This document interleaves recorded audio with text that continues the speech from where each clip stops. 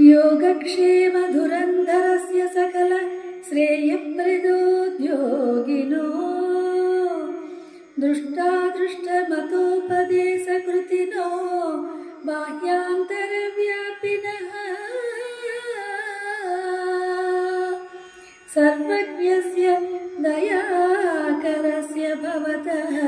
किं वेदितव्यं मया शम्भो त्वं परमान्तरङ्ग इति मे चित्ते स्मराम्यन्वहम् भक्तो भक्तिगुणावृते मुदमिता पूर्णे प्रसन्ने मनः कुम्भे साम्ब तवाङ्घ्रिपल्लवयुगं संस्थाप्य संवित्फलम् सत्वं मन्त्रमुदीरयन् निज शरीरागारशुद्धिं वहन् पुण्याहं प्रकटीकरोमि रुचिरं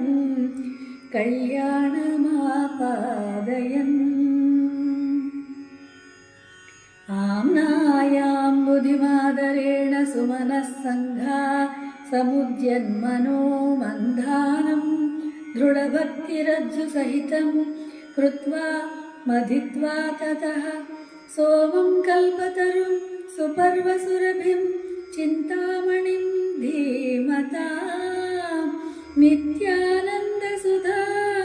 निरन्तररमा सौभा